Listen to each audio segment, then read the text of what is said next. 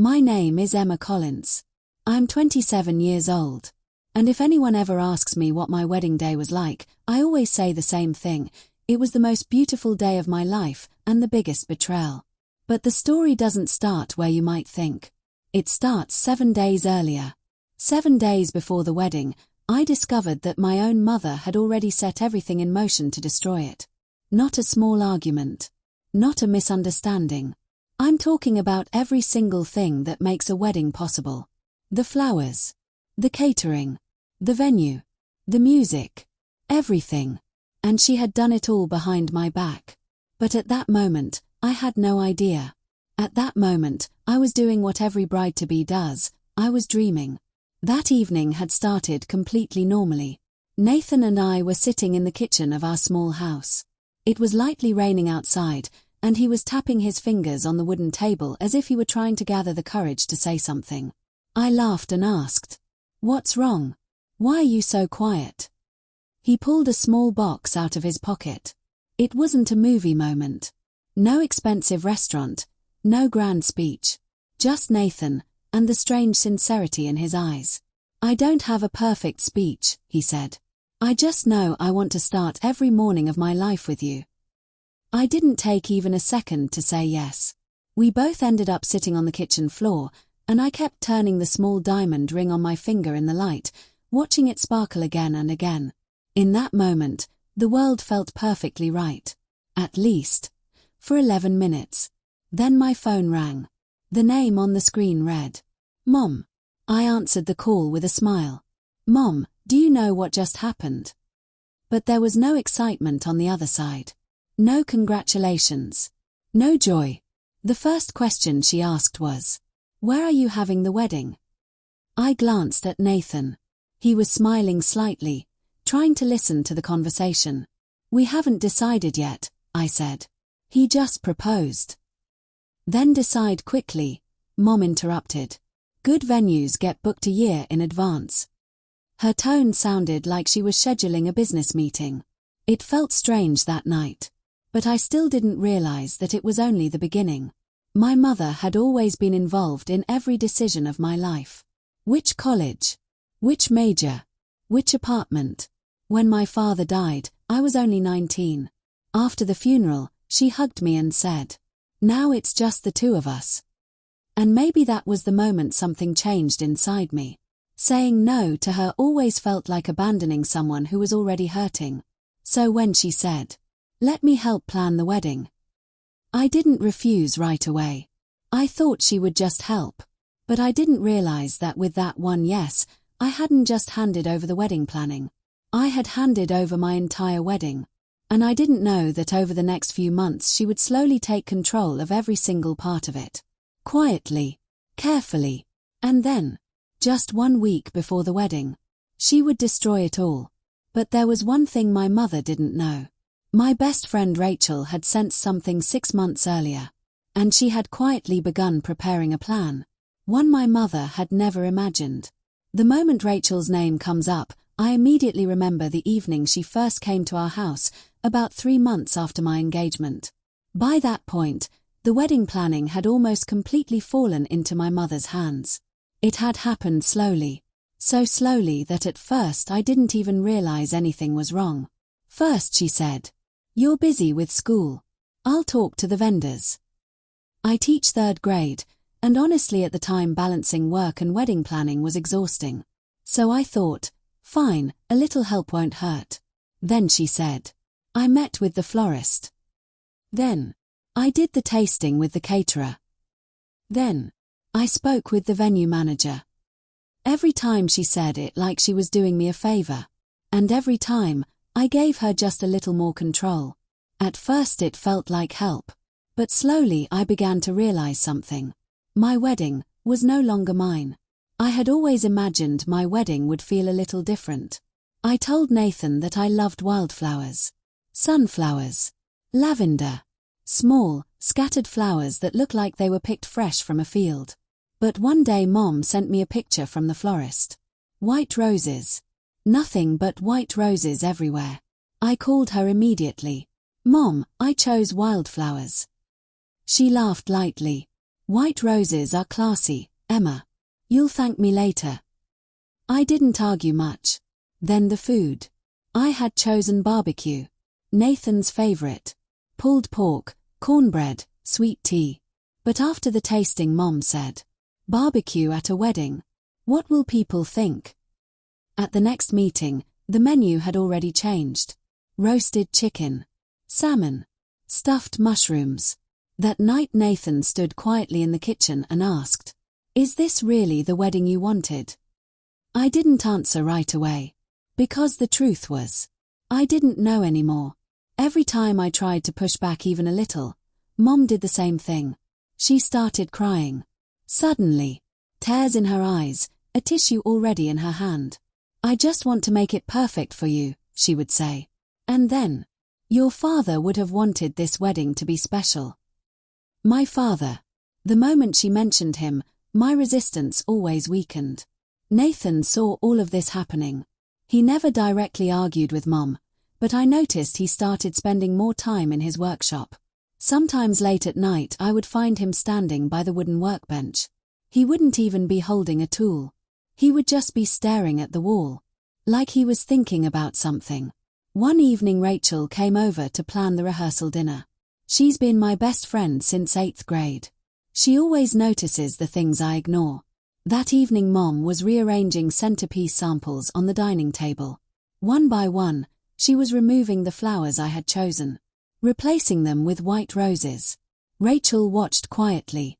She didn't say anything to Mom. But when she was leaving and I walked her to the door, she suddenly grabbed my hand. Her grip was firm. "Emma," she said softly, "I need something from you." I laughed and asked, "What?" She stayed silent for a moment. Then she said, "Don't ask questions right now, but whatever your mom does over the next few months, don't react immediately." I frowned. "Rachel, you're scaring me." She smiled slightly, but her eyes weren't smiling. "Being scared isn't always bad," she said. "Sometimes fear helps us see the truth." Then she left. At that moment, I thought she was just overthinking things. But now, looking back, I realize Rachel had already seen something that day. Something I wasn't ready to see yet. And maybe that was the moment she decided that if my mother ever tried to ruin my wedding, she wouldn't stand by quietly. After Rachel left, I kept thinking about what she had said for several days. She told me that whatever my mother did, I shouldn't react immediately. At the time, I thought she might be overthinking things. My mom had always been a little controlling, but she was still my mother. I truly didn't want to believe she could be against my wedding. But a few weeks later, things began to change. Slowly, but clearly. One afternoon Mom invited Nathan to lunch. She said she just wanted to talk with him about family matters. I actually liked the idea. I thought maybe she was finally starting to accept him as her future son-in-law. That day I was at school. I was teaching fractions to my 3rd graders when Nathan sent me a message. "Lunch finished. We need to talk tonight." There was something in that message that created a small knot in my stomach. That evening when I got home, Nathan was sitting at the kitchen table. His hands were clasped together, like he was choosing his words very carefully. I set my bag down and asked, "How was lunch?" He stayed silent for a few seconds. Then he said quietly, "Your mom told me something about you today." My heartbeat sped up slightly. "What did she say?" He looked at me. "She said you had a breakdown in college, and she used a word." I didn't say anything. I already knew what word it would be. Nathan repeated it. "Damaged." Something inside me suddenly froze. After my father died, I really did go through a difficult time. During my 2nd year of college I struggled for a few months. I went to counseling, attended therapy, and slowly got better. It wasn't a secret. But it wasn't a weapon either. She said, Nathan continued, that you're fragile and that I probably wouldn't be able to handle that responsibility. I looked at him. There was no shame in my eyes, but there was a strange tension in my chest. "What did you say?" I asked. Nathan answered without hesitation. "I told her I don't see any damage." He leaned slightly forward and said, I just see someone who survived a lot." His words sent a warm feeling through my chest, like someone had quietly calmed a fear that had been living inside me for years. But that same night my phone rang. "Mom." I answered the call. Her voice carried obvious anger. "The way your fiancé spoke to me today was completely unacceptable." I took a deep breath. "Mom, he probably just told the truth." There was silence on the other end for a moment. Then she spoke again, her voice low and cold. "Emma, I'm your mother. I know what's best for you." "And Nathan?" I asked. "He's pulling you away from me," she replied instantly. "That's what men like him do." I closed my eyes. This was the same line she always used whenever she felt I was drifting even slightly away from her. "Mom," I said softly, "I'm just building my life." Her voice suddenly turned icy. "You think you don't need me anymore?" "That's not true." But she hung up before I could finish. I stood in the kitchen for a while, holding the phone in my hand. Two different truths were standing in front of me.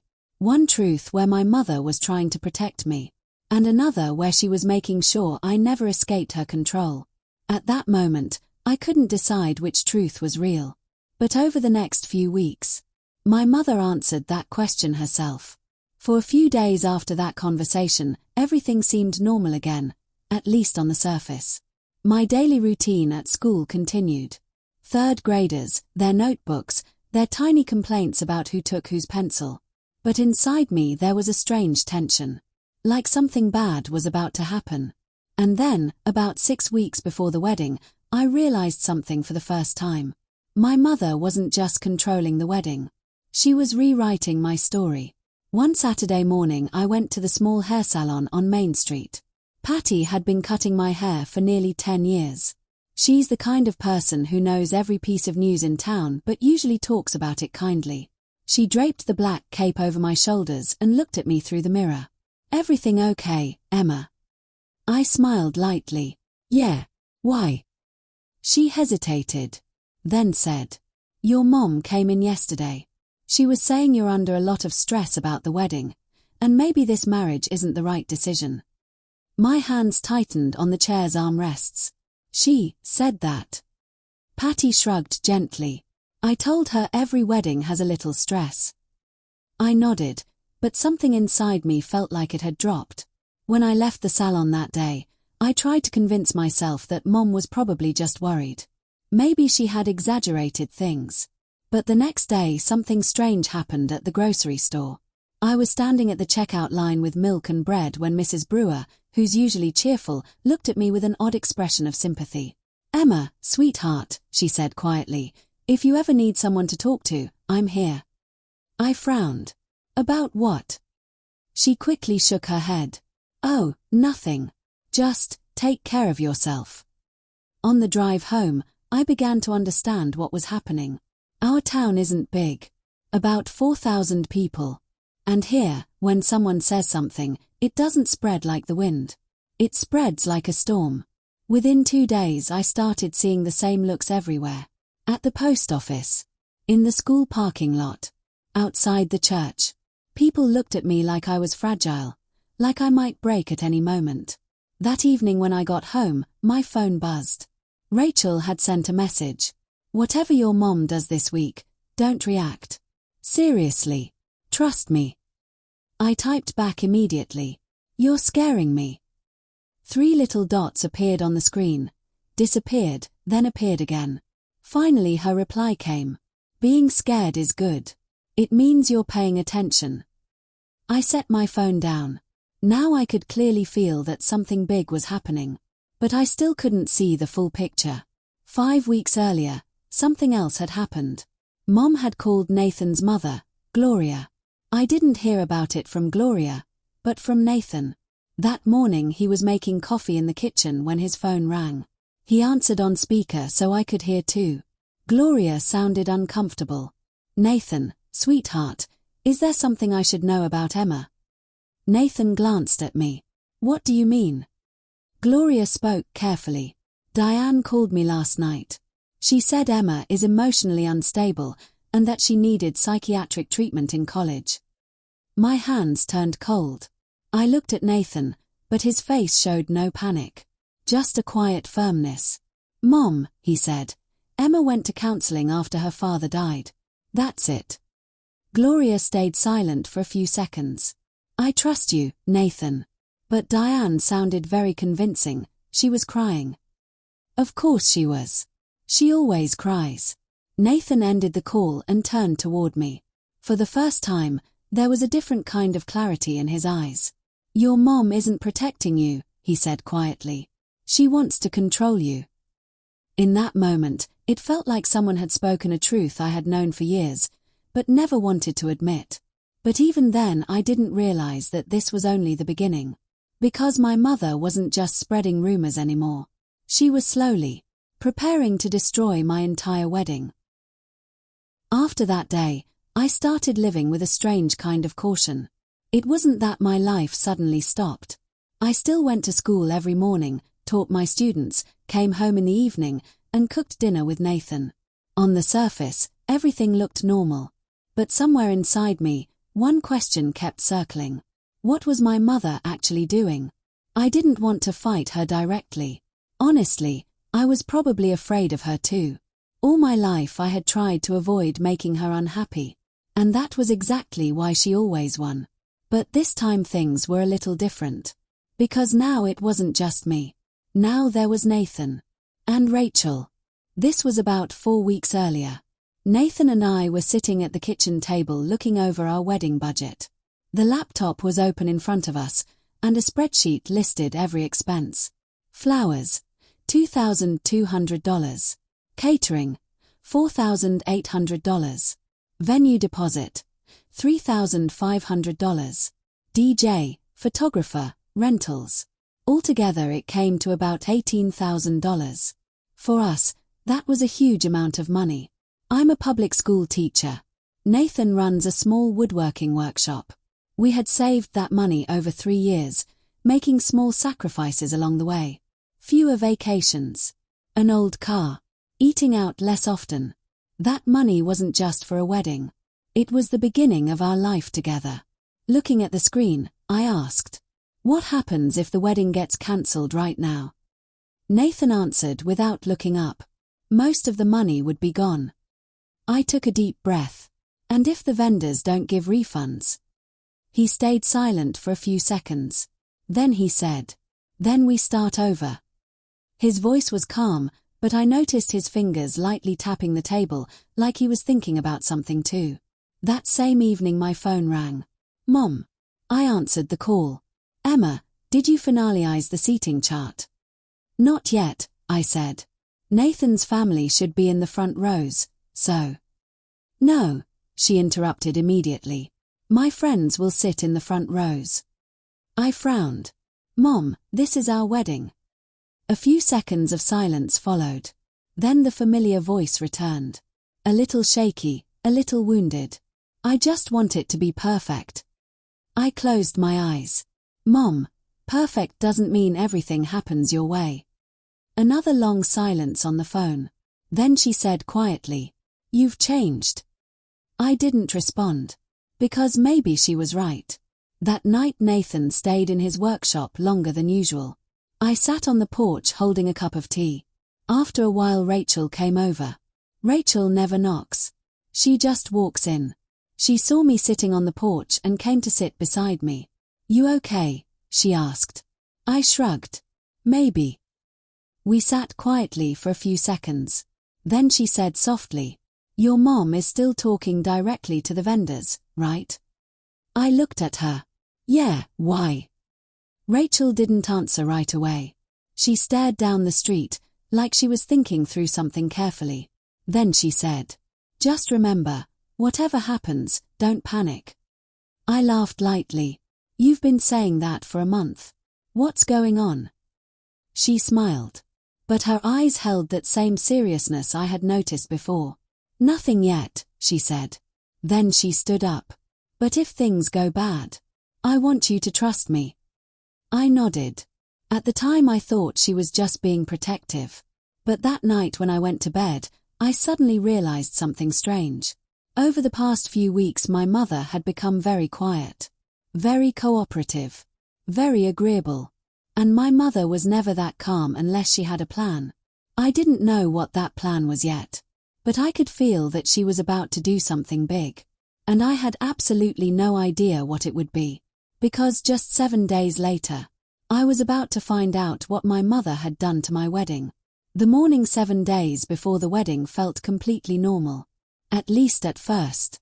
I was sitting in the teacher's lounge at school grading papers. Outside, recess was happening on the playground, and through the window I could hear the sounds of children. Laughter, running, someone crying after a small fall. My phone had the wedding checklist open. I just needed to confirm a few things. I thought I should call the florist, just to verify everything was still set. I dialed the number. A voice answered. Magnolia Florals, Dawn speaking. Hi Dawn, I said. This is Emma Collins. I just wanted to confirm the order for Saturday. There was a pause. The kind of pause that feels strange immediately. Then she said slowly, that order was cancelled 3 days ago. The pencil in my hand froze midair. I'm sorry, what? Your mother called and said the wedding had been cancelled. For a moment I thought I had misheard. I thanked her quickly and ended the call. Then I dialed the caterer. Southern Table Catering. Hi, this is Emma Collins calling about Saturday's event. Yes, she said right away. We received the cancellation. Your mother called on Thursday. My fingers began to feel cold. I dialed the third number. The venue manager. Ridge Hill Pavilion. This is Emma Collins. Oh, he said. I assumed you already knew. Your mother cancelled the reservation. The sound in my ears started to echo. The teacher's lounge suddenly felt incredibly quiet. I sat there holding my phone. 3 calls. 3 cancellations. Flowers. Food. Venue. The 3 biggest parts of my wedding. Gone. And no one had even told me. I immediately dialed my mother's number. She answered on the first ring. Like she had been waiting for my call. Mom, I said, did you cancel my wedding? Her voice was perfectly calm. I stopped a mistake. Something inside me hardened. That wasn't your decision. She replied coldly. You're my daughter, Emma. Your decisions are my decisions. My hands tightened on the edge of the desk. This is my wedding. She laughed. That small, quiet laugh she used when she believed she was right. I raised you, she said. I fed you. After your father died, I was the one who held everything together. I said nothing. Then she spoke her final line. This wedding is mine to allow, or stop. The call ended. I sat there for a few seconds. I wasn't angry. I wasn't even crying. Inside me there was just a strange, cold emptiness. I don't even remember the rest of that day clearly. I only remember coming home that evening and sitting down on the kitchen floor. My bag was still on my shoulder. I just stared at the wall. A while later the door opened. Nathan walked in. His hands were covered in sawdust. He saw me and didn't ask anything. He just sat down on the floor beside me. We stayed silent for a few minutes. Then I said, she cancelled everything. Nathan nodded. When? 3 days ago. He took a deep breath. Okay. I looked at him. Okay. Yes, he said. We'll figure something out. I nodded. But the truth was, my mind was stuck on only one thing. 7 days. Only 7 days left. No venue. No caterer. No flowers. And 3 years of savings locked inside contracts. I thought everything was over. But that night, when Nathan called Rachel, the answer she gave changed everything. Don't call any vendors yet, Rachel said. And don't call your mom either. There was a moment of silence. Then she said quietly, just give me 48 hours. Rachel had said only 3 words on the phone. Give me 48 hours. At that moment I was sitting on the kitchen floor, and Nathan was standing in front of me holding the phone. Rachel, he said, the wedding is in 7 days. I know, she replied calmly. There's no venue, Nathan said. I know. No caterer, no florist. Nathan, she interrupted, just trust me. There was a brief silence. Then she added one last thing. And don't let Emma panic. The call ended. I looked at Nathan. What is she going to do? Nathan shrugged. I have no idea. But there was a strange calm on his face. Maybe because he knew Rachel just as well as I did. And if Rachel said she could do something, she probably could. Still, the next 2 days were the longest days of my life. I didn't call my mother. I didn't call any vendors. I didn't tell any guests anything. I just waited. The first day somehow passed. On the morning of the second day, I was sitting at the kitchen table drinking coffee when the doorbell rang. Nathan opened the door. Rachel was standing outside. She was holding a thick manila folder. She walked in and sat straight down at the kitchen table. Then she placed the folder on the table. Okay, she said. Now you can panic. I looked at her. Rachel, what's going on? She opened the folder. Inside were papers, contracts, invoices, printed emails. 6 months ago, she said, the day your mom told you she'd handle the wedding planning, something felt wrong to me. I frowned. 6 months. She nodded. Yes. Then she slid the first paper toward me. At the top it said, Elmwood Garden Estate. Venue contract. Deposit date. 6 months earlier. I looked at her. You booked a backup venue. She smiled slightly. Not just the venue. She pulled out the second paper. Florist. The third. Caterer. I read the name slowly. Big Jim's Smokehouse. Pulled pork. Cornbread. Sweet tea. Exactly the menu I had originally wanted. Nathan laughed. It was the first time I had heard him laugh in days. You're kidding, he said. Rachel shook her head. No. Then she added. Total cost was about $6,500. I already paid the deposit. I immediately shook my head. Rachel, you used your own money. You can pay me back later, she said. Or don't. I don't care. Tears filled my eyes. But this time they weren't tears of fear. Why did you do all this? I asked. Rachel looked straight at me. Her voice was simple and direct. Because I know your mother. Then she pulled out another page. A guest list. Almost 200 names. Each name had a phone number next to it. On the morning of the wedding, she said, I'll send a message to all of them. What message? She smiled. Venue change. I asked quietly. And my mom? Rachel answered without hesitation. She'll get the original address. The kitchen went silent. Nathan spoke slowly. So she'll go to where the wedding was supposed to be. Rachel nodded. And what will she find there? She leaned back in her chair. Nothing. A strange warmth spread through my chest. For the first time, I felt like the game my mother had started might not end the way she expected. But Rachel wasn't finished yet. She pulled another sheet from the folder. I made one more call. To who? I asked. She said. A local news station. I stared at her. What? She remained calm. Relax. They only know it as a feel-good story. Best friend saves wedding. I took a deep breath. Everything suddenly felt much bigger than before. But at the same time, I realized something else. Everything my mother had done could finally turn against her. And now, there were only 5 days left until the wedding. That night I couldn't sleep. Nathan was asleep beside me, his breathing steady and calm, but my eyes stayed fixed on the ceiling fan spinning above us. Every few minutes the same thought returned. Would this actually work? Rachel's plan sounded amazing. But it was also risky. 200 guests. A new venue. Everything reorganized in just 5 days. And most importantly, my mother couldn't find out. At 6 in the morning my phone rang. Rachel. I answered immediately. Her voice sounded wide awake already. Good morning, bride. Half asleep, I said. Do you ever sleep? Not today, she replied. Today the operation starts. I sat up.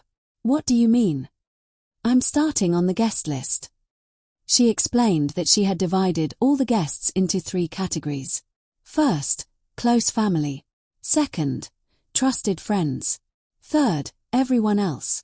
I'll personally call 15 people first, she said. If they understand, the rest will follow automatically. I asked quietly, and what will the message be? She laughed softly. Simple. Venue upgraded. Surprise for the bride and groom. Upgraded. I said. Yes, she replied. People love the word upgrade. I laughed. Sometimes Rachel's brain is a little scary. In the best possible way. All day long she kept making calls. By noon she texted me. First 20 confirmed. By evening, 75 confirmed. The next morning, 140 confirmed. With every message, my confidence grew a little stronger. Meanwhile my mother was completely silent.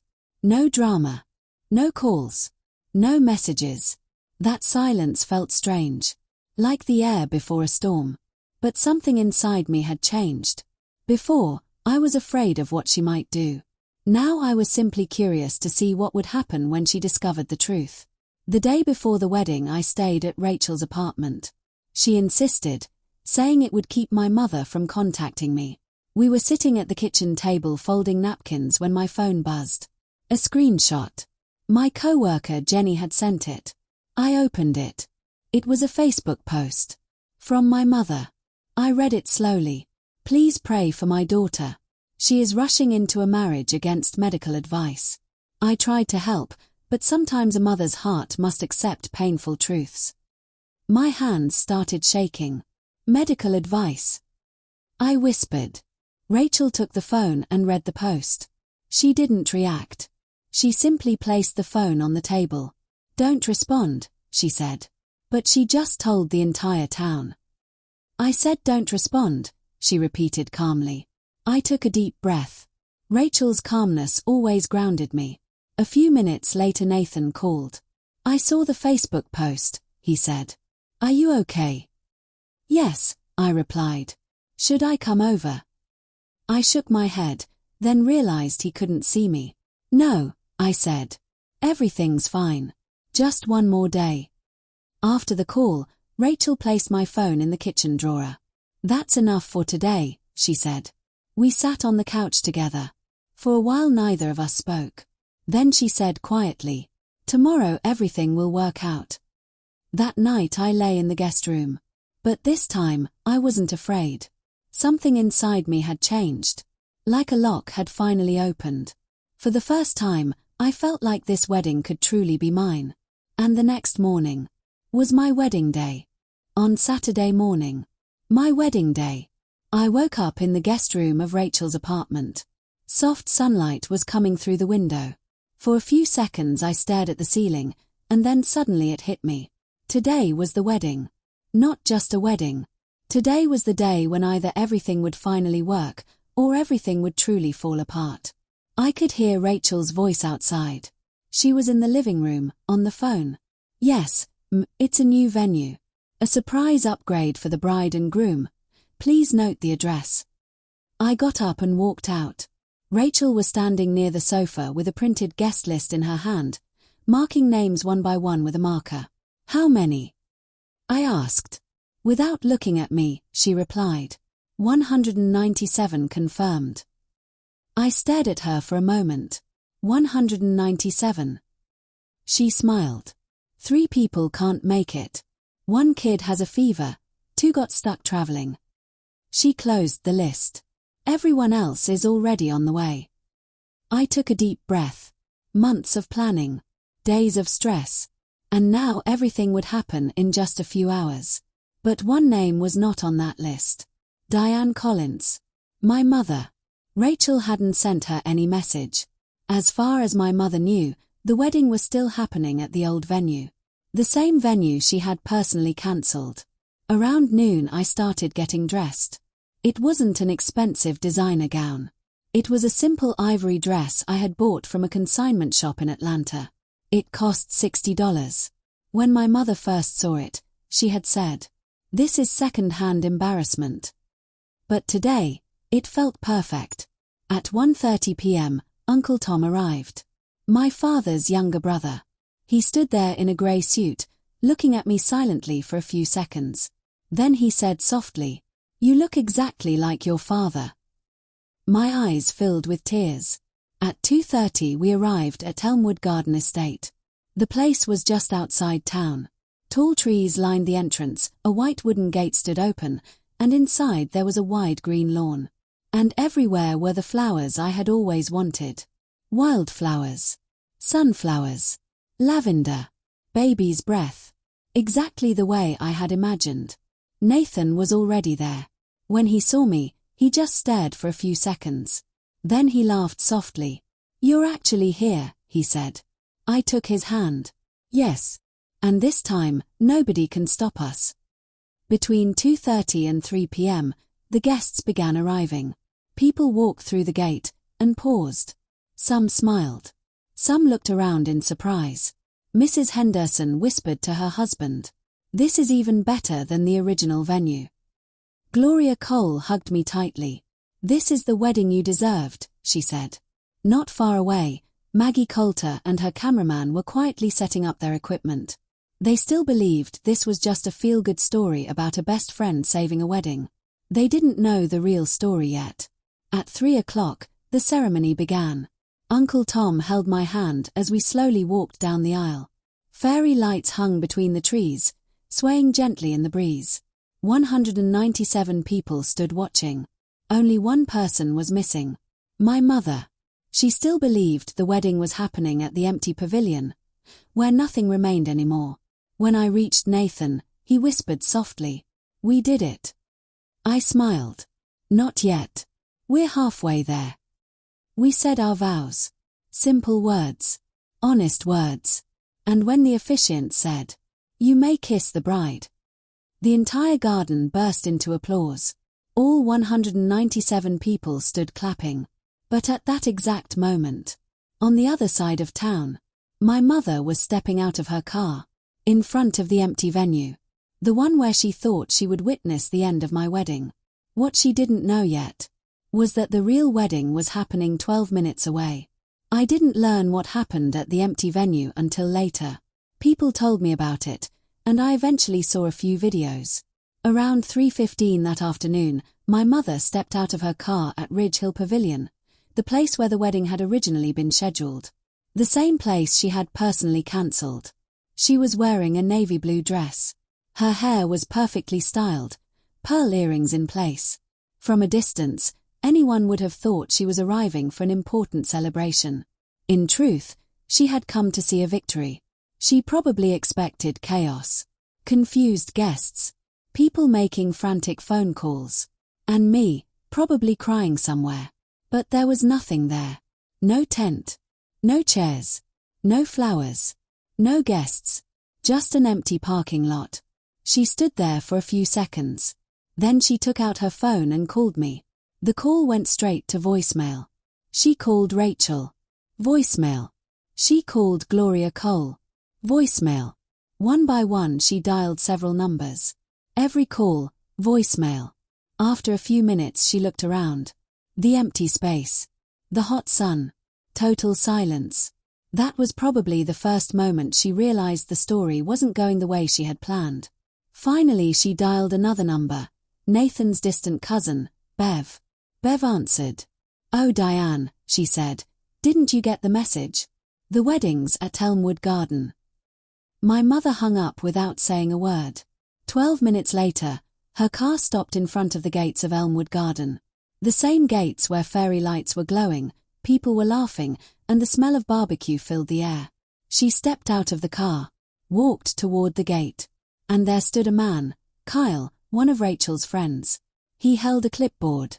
"Good afternoon, he said politely. "May I see your invitation?" My mother straightened up. "I'm the bride's mother." Kyle checked the list, slowly scanning from top to bottom. Then he looked up. "I'm sorry, your name isn't on the guest list." My mother stared at him for several seconds. as if she had just discovered that a door could actually be closed to her. From inside the garden came laughter, soft guitar music, applause. She glanced through the gate. And there, she saw me, standing in the middle of the lawn, with Nathan, surrounded by flowers, surrounded by guests. The very wedding she tried to destroy was alive and beautiful.